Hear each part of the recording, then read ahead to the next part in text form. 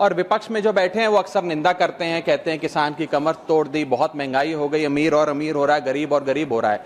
लेकिन मैं आज प्रयास करूंगा कि एक ऑब्जेक्टिव एनालिसिस इस बजट का करूं और कंस्ट्रक्टिव क्रिटिसिज्म अपना आपके माध्यम से वित्त मंत्री को दूं। So the title of my speech is The Good, the Bad and the Way Forward. 4 good things that I found in this budget, 4 bad things that I found in this budget, and 4 innovative suggestions to the Honorable Finance Minister. So the first good thing that I found in the budget is that there was an increase in the STT for derivative trading. Usually सरकार की निंदा हुई इस विषय को लेकर, markets भी गिरी, लेकिन मेरा यह मानना है कि इस कदम से स्पेक्युलेटिव ट्रेडिंग यानी कि सट्टा ट्रेडिंग समाप्त होगी या कम होगी और रिटेल इन्वेस्टर, जो 90% रिटेल इन्वेस्टर एफएनओ सेक्टर में नुकसान भुगतता है, फ्यूचर्स एंड ऑप्शंस के चलते जुआ खेलता है, उसमें आपको रिटेल इन्वेस्टर की प्रोटेक्शन का एक माध्यम बन सकता है। लेकिन मैं इसी के साथ साथ वित्त मंत्री जी को याद दिलाना चाहूंगा कि एसटीटी का जेनेसिस क्या है, एसटीटी का जन्म कब हुआ। एसटीटी हमारे senior colleague mister P Chidambaram जब फाइनेंस मिनिस्टर थे तो उन्होंने इंट्रोड्यूस किया and it was introduce to replace long term capital gain tax on equities. जब long term capital gain on equities zero था तब एसटीटी को लाया गया कि वे एक सिंपल अपफ्रंट लेवी होगी ट्रेड्स पर regardless of profit and loss. लेकिन अब सरकार ने long term capital gain tax भी लगा दिया, एसटीटी भी लगा दिया और रिटेल इन्वेस्टर को और तमाम इन्वेस्टर्स को एक प्रकार से डिसइंसेंटिवाइज किया। मैं एक सुझाव लाया हूं सरकार के लिए जिससे long term house hold earnings बढ़ेंगी, वेल्थ क्रिएशन होगा और वेल्थ पार्किंग रियल एस्टेट और गोल्ड के सेक्टर से निकलकर इक्विटीज में आएगी और स्पेक्युलेटिव ट्रेडिंग और कम होगी और long term investment behaviour investors का बढ़ेगा। वो की है कि long term capital gain tax on equities should be made nil in this country for individual investors. दुनिया की कई ऐसे देश हैं जिसके अंदर long term capital gain tax equities पे खास तौर पे शून्य है, जैसे कि Switzerland, Singapore, UAE, New Zealand, Hong Kong, Qatar, Malaysia. मैं चाहूंगा कि जब एसटीटी बढ़ाया जा रहा है तो इसी बजट में ही long term capital gain tax को जीरो किया जाए। सर, मेरा दूसरा जो मैं सरकार के बजट को एक्नॉलेज करना चाहूंगा वो ये है कि कैपेक्स के जो एक्सपेंडिचर एलोकेशन होता है उसमें एक बढ़ोतरी देखी गई। जहां वित्तीय वर्ष 18-19 में मात्र 3 लाख करोड़ कैपेक्स था, वो इस वित्तीय वर्ष में 12 लाख करोड़ तक पहुंचा है, which is 4.4% of the GDP, which is a good step. It will have a multiplier effect and it will prioritise asset creation. लेकिन इसके साथ साथ सरकार को 5 साल में क्या कैपेक्स वो कौन कौन से क्षेत्रों में खर्चा करने जा रही है उसका एक ब्यौरा देना चाहिए ताकि प्राइवेट सेक्टर भी इस कैपेक्स के खर्चे को मैच कर सके। So third thing which we found in the speech of the finance minister is that there was a relative restraint in making budgetary announcements for election bound states. अक्सर वित्त मंत्री का भाषण सुन के आप बता सकते हैं कि कौन से राज्यों में चुनाव होने जा रहा है। इस स्पीच में उन्होंने थोड़ा सा रिस्ट्रेंट एक्सरसाइज किया जिसे मैं एक्नॉलेज करता हूं। और आखिरी अच्छी चीज जो इस बजट में नजर आई वो ये था कि एनआरआई की इन्वेस्टमेंट लिमिट में एनहांसमेंट हुई। लेकिन मैं बता दूं कि जब एफआईआईज ने, फॉरेन इन्वेस्टर्स ने, फॉरेन पोर्टफोलियो इन्वेस्टर्स ने इस देश के बाजार से पैसा निकाल लिया और पिछले एक वित्तीय वर्ष में 23 बिलियन निकाला, तब जाकर सरकार जागी और सरकार ने एनआरआईज के लिए इक्विटी मार्केट का दरवाजा खोलकर उनकी इन्वेस्टमेंट लिमिट को 5% से बढ़ा दिया। इसमें कोई दो राय नहीं है कि इससे इन्वेस्टर्स 32 मिलियन एनआरआई इन्वेस्टर्स को अब भारतीय बाजार में पैसा डालने का मौका मिलेगा। लेकिन इसी के साथ साथ सरकार को इस पर भी गौर फरमाना चाहिए कि क्यों फॉरेन इन्वेस्टर्स भारत से पैसा निकाल कर बाजार को छोड़कर जा रहे हैं। Sir, now I come to the bad part of the budget. First thing is the debt to GDP crisis. सरकार ने और डेट लेने के लिए, कर्जा लेने के लिए इस बजट में फॉर्मूला ही बदल दिया। पहले सरकार डेट जब लेती थी तो ओल्ड एफआरबीएम रूल्स के तहत 3% ऑफ जीडीपी तक का फ्रेश डेट लेती थी। इस बजट में सरकार ने उस फॉर्मूले को बदलकर कहा कि टोटल सरकार का डेट जीडीपी का 50% होगा और उस सीमा में हम डेट लेंगे। यानी कि they want to play on the denominator effect. For example, एक साल बजट अगर हमारा जीडीपी 12% से ग्रो करता है तो उस साल सरकार खूब सारा डेट लेके सरकार पे कर्जा लाद सकती है जो कि फिस्कल डेफिसिट 4.5, 6.5, 5% तक भी पहुंच सकता है। सर, इसी के साथ साथ मैं बताना चाहूंगा कि आज सरकार कहती है कि हमारा डेट टू जीडीपी रेशियो 56% है, लेकिन ये गलत है क्योंकि बहुत सारे ऑफ बैलेंस शीट आइटम्स हैं जिसे सरकार डेट में दिखाती ही नहीं है, जैसे कि FCI bonds, OMC bonds, fertilizer, NHAI, NFSS, यानी कि तमाम तरीके के ऐसे कर्जे हैं सरकार के ऊपर जो सरकार अपनी बैलेंस शीट में नहीं दिखाती है। सर, मैं सरकार को आपके माध्यम से यह रिक्वेस्ट करना चाहूंगा कि देश का कर्जा और कैसे ना बढ़े इस पर काम करें, ना कि और कर्जा लेने के लिए हम जीडीपी और डेट टू जीडीपी के फॉर्मूले के रेशियोज बदलकर और पैसा कर्जे पे ब्याज पर लेने का प्रयास करें। सर, दूसरी दिक्कत जो इस बजट में नजर आई वो ये थी कि इनकम टैक्स स्लैब में चेंज नहीं हुआ। सर, हर साल देश का आम आदमी जब वित्त मंत्री जी की बजट की स्पीच सुनता है तो वो इसलिए नहीं सुनता कि पीएलआई की क्या इन्वेस्टमेंट होगी, कौन सा कॉरिडोर बन रहा है। देश का आम आदमी, सैलरीड क्लास, इसलिए बजट की स्पीच सुनता है कि उसके अंदर स्लैब में कोई रिवीजन होगा, क्या हमारी स्टैंडर्ड डिडक्शन की जो हमें डिडक्शन मिलती है वो बढ़ेगी। लेकिन इस बार बजट में देश का आम आदमी और खास तौर पर देश का मिडिल क्लास डिसअपॉइंट हुआ। पहले ही there has been a stagnation in the salaries, inflation 6.8% पे खड़ा है, लेकिन उसके बावजूद हमने इस बार कोई स्लैब में या स्टैंडर्ड डिडक्शन में चेंज नहीं देखा। मैं आपके माध्यम से वित्त मंत्री जी को रिक्वेस्ट करना चाहूंगा कि आप इसी बजट में अनाउंसमेंट करें कि स्टैंडर्ड डिडक्शन जो 75,000 रुपए है उसे बढ़ाकर सैलरीड क्लास के लिए 1.5 लाख रुपए किया जाए। Sir, third problem that was there with the budget is that there was no relief for the middle class. Sir, after a very long time in India's history the personal income tax collection was more than the corporate income tax collection। यानी कि individuals ने जो income tax भरा वो लगभग 11 लाख करोड़ के आसपास भरा और कंपनियों ने, कॉर्पोरेट ने जो इनकम टैक्स भरा वो लगभग 9.8 लाख करोड़, यानी कि मैक्सिमम टैक्स आपको इंडिविजुअल्स के इनकम टैक्स से मिल रहा है।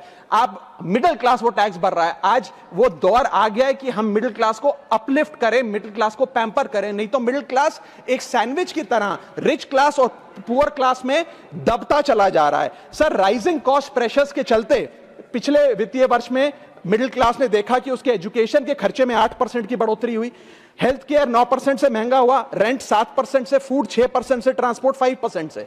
मेरा रिक्वेस्ट यह है माननीय फाइनेंस मिनिस्टर से कि वो इनकम टैक्स में रियायत देकर या तो मिडिल क्लास को कोई रिलीफ दें, और अगर इनकम टैक्स में रियायत नहीं दे सकती हैं तो उसकी सेविंग्स और इन्वेस्टमेंट्स पे उसको बेनिफिट दें, उसे इंसेंटिव्स दें कि वो ज्यादा बचत करे, ज्यादा वेल्थ क्रिएशन कर पाए। Sir, fourth problem in this budget that I found was the budgetary allocation to health which is low and which certainly needs a relook. Sir, आज हमने अपने टोटल गवर्नमेंट एक्सपेंडिचर का 2% हेल्थ को allocate किया है, लगभग 1 लाख करोड़ के आसपास। नेशनल हेल्थ पॉलिसी 2017 बताती है सर, और सरकार का ये अपना ऑब्जेक्टिव रहा है, गोल रहा है, that spending on public health should be 2.5% of GDP. आज हम 2026 में खड़े हैं, हमारी पब्लिक हेल्थ पे स्पेंडिंग मात्र 0.5% ऑफ जीडीपी। हम अपने लक्ष्य से कोसों मील दूर हैं। जहां यूएस में 18% ऑफ जीडीपी हेल्थ केयर पे खर्च होता है, यूके में 12%, जर्मनी में 13%, स्वीडन में, नेदरलैंड में, डेनमार्क में, जापान में, स्पेन में 10% ऑफ जीडीपी खर्च होता है, क्योंकि वो देश जानते हैं कि जान है तो जहान है। लेकिन हमारे देश में मात्र 0.5% ऑफ जीडीपी हम अपने हेल्थ पे खर्च करते हैं, और इसके चलते आलम यह है कि सरकारी अस्पताल में अगर आप चले जाइए, which is called the backbone of India's healthcare, वहां पर आपको पुरानी जर्जर बिल्डिंग मिलेंगी, मैसिवली अंडरस्टाफ्ड हॉस्पिटल मिलेगा, ओवरवर्क डॉक्टर मिलेंगे, पॉपुलेशन के हिसाब से बेड नहीं मिलेगा, जांच के लिए मशीनें नहीं हैं, दवाइयों की कमी है, और अगर इलाज की, ऑपरेशन की डेट मिल भी जाए तो वो डेट इतनी दूर होती है तब तक मरीज चल बसता है। Sir, the reality is that Covid made us realise and it was a wake up call for India's public health infrastructure, and I want to ask the house today, are we prepared,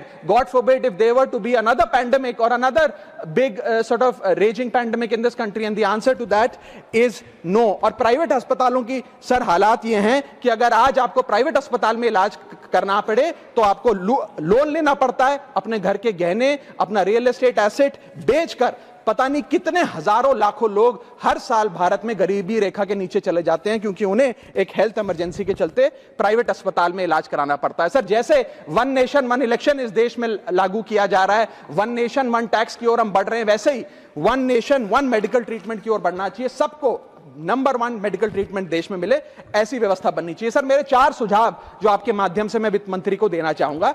पहला सुझाव है, put all land and property records of India on blockchain. एक blockchain based land registry ledger बनाइए। पहले 10 major राज्यों, शहरों से शुरू करिए, महानगरों से और टियर 2 सिटीज से, जिस लेजर में, जिस ब्लॉकचेन लेजर में हर रिकॉर्ड, हर सेल, हर म्यूटेशन, हर इनहेरिटेंस को एक डिजिटल रिकॉर्ड बुक में डाला जाएगा, जो एक ब्लॉकचेन लेजर होगा, जो टाइम स्टैम्प्ड होगा, टेम्पर प्रूफ होगा, 100% ट्रांसपेरेंट होगा और रियल टाइम प्रॉपर्टी ट्रैकिंग आप उससे कर सकेंगे, जिसके चलते इंस्टेंट टाइटल वेरिफिकेशन होगा। आज सर हमारा जो रियल एस्टेट का लैंड एंड प्रॉपर्टी रिकॉर्ड का जो बाजार है उसमें अटर कियोस है। कियोस इसलिए है कि लोगों को रजिस्ट्रार के दफ्तर के बाद धक्के लग रहे हैं, दलालों ने उन अफसरों पे पूरी तरीके से कब्जा किया हुआ है, प्रॉपर्टी टैक्स में चोरी होती है, सर्कल रेट को एक्सप्लॉइट करके कैश में प्रॉपर्टियां खरीदी जाती हैं, फर्जी कागज, कब्जे, टाइटल डिस्प्यूट, न जाने क्या क्या चल रहा है, जिसके चलते आज 66% of India civil disputes are land disputes. 45% of properties lack clear title in India. India ranks 133 out of 190 in property registration efficiency. 48% of our properties are under dispute, and the average time taken by civil courts to resolve these disputes is 7 years. And 6.2 crore property documents are pending digitization. वो तहसीलदार के दफ्तर में पड़े या registrar के दफ्तर में, उनका डिजिटाइजेशन अभी तक नहीं हुआ। इन सारी बीमारियों का एक ही दवा है, that is national blockchain registry, जिसके चलते प्रॉपर्टी डिस्प्यूट समाप्त होंगे, मिडिल क्लास की वेल्थ अनलॉक होगी क्योंकि वे और ब्याज पे पैसा ले पाएंगे, प्रॉपर्टी टैक्स की कंप्लायंस बढ़ेगी, और रीट्स जैसे इन्वेस्टमेंट व्हीकल्स को ब्लॉकचेन वेरीफाइड टाइटल मिलेंगे, उसमें भी बढ़ोतरी देखी जाएगी। इसी के साथ साथ सर दुनिया के कई देशों ने इसे लागू कर दिया है। स्वीडन में यह लागू है, जहां पर एक दिन में आप प्रॉपर्टी का ट्रांजैक्शन कंप्लीट कर सकते हैं, वहां डिस्प्यूट रेट 2% है। जॉर्जिया में है, जहां 3 दिन में प्रॉपर्टी का ट्रांजैक्शन खत्म हो जाता है, डिस्प्यूट रेट 1% है। और यूएई में है, जहां 10 मिनट में आप अपनी प्रॉपर्टी खरीद बेच सकते हैं, वहां डिस्प्यूट रेट 1% से भी नीचे। और वहां हिंदुस्तान में प्रॉपर्टी बेचनी हो तो 2 से 6 महीने लगते हैं और 48% डिस्प्यूट रेट है। सर मेरा दूसरा सुझाव है inflation linked salary revision act. Bharat में वेजेस को इंडेक्स करिए महंगाई से। वित्तीय वर्ष 18 से लेकर वित्तीय वर्ष 26 में हमने देखा कि real wages for the salaried class में 16% की गिरावट आई। ये गिरावट का मतलब इन सालों में जितनी महंगाई थी, जिस स्तर पे महंगाई बढ़ी उस स्तर पे वेजेस नहीं बढ़ी, जिसके चलते 16% की गिरावट रियल वेजेस में देखी गई। इसीलिए mandatory wage indexation formula is the need of the hour and the government must look at it. इसके चलते तमाम फॉर्मल सेक्टर्स में, corporate, shops, factories, gig workers, सबको इन्फ्लेशन इंडेक्स वेज हाइक मिलेगा। और सरकार के मुलाजिम को तो मिलता ही है, हर साल डियरनेस अलाउंस मिलता है, उसके बाद आप हर कुछ सालों में पे कमीशन लागू होता है। इससे आप 20 करोड़ आबादी, which is 45% of India's total workforce, आप उसे एड्रेस कर पाएंगे। सर इसी के साथ साथ मैं बताना चाहता हूं कि दुनिया के कई देशों में यह पहले से ही लागू है। यूएस के अंदर COLA, cost of living adjustment system लागू है, जिसके अंदर एनुअल और ऑटोमेटिक रिवीजन होता है। जर्मनी के अंदर हर 18 से 24 महीने के अंदर महंगाई के अनुसार सैलरी बढ़ा दी जाती है। जापान के अंदर शिंटो मेथड यूज होता है, जिसमें annual inflation index wage hike दी जाती है। और बेल्जियम में ऑटोमेटिक इंडेक्सेशन लॉ है, जिसमें क्वार्टरली बेसिस पर एम्प्लॉइज की सैलरी बढ़ाई जाती है। Sir India is one of the only countries in major economies where 85% of our formal workforce has zero statutory inflation protection. We are at the mercy of the employer discretion and our own negotiation power to raise our salaries. इसके साथ साथ मुझे लगता है कि एक minimum increase based on inflation होना चाहिए। मेरा थर्ड सुझाव माननीय वित्त मंत्री जी को रहेगा कि स्टेट कैपिटल एक्सपेंडिचर की matching grant, matching funding centre दे, यानी कि हर 1 रुपया जो राज्य की सरकार कैपेक्स पे, कैपिटल एक्सपेंडिचर पे, एसेट क्रिएशन पे खर्च करती है, उसकी मैचिंग ग्रांट 1 रुपया केंद्र द्वारा राज्यों को दिया जाना चाहिए, not as loan but as a grant. आज स्टेट कैपेक्स में 2 बॉटलनेक्स है। पहला बॉटलनेक है बोरोइंग कैप, यानी कि कोई भी राज्य अपने स्टेट जीडीपी से 3% से ज्यादा ब्याज पर पैसा नहीं ले सकता, वो कैपेक्स पे नहीं खर्च करता, वो तमाम तरीके के ऑपरेशनल खर्चे करता है। और सेकंड प्रॉब्लम है कि अगर केंद्र सरकार पैसा देती भी है राज्यों को कैपेक्स के लिए, वो लोन की सूरत में देती है, और कंडीशनल लोन की किस एसेट पे कितना खर्च होगा, एक कंडीशनल लोन दिया जाता है। मेरा सुझाव है that replace this loan with conditions given by the centre to grant with trust, grant based on trust by the centre. Sir centre को आने वाले 5 वर्षों के लिए 1.5 लाख करोड़ आवंटित करना चाहिए, not as loan but as these capex grants, ताकि राज्यों में सड़कें बने, इरिगेशन नेटवर्क बने, लोकल पावर इंफ्रास्ट्रक्चर बने, ड्रिंकिंग वाटर सैनिटेशन हो, और अर्बन इंफ्रास्ट्रक्चर में एसेट क्रिएशन, एसेट फॉर्मेशन किया जाए।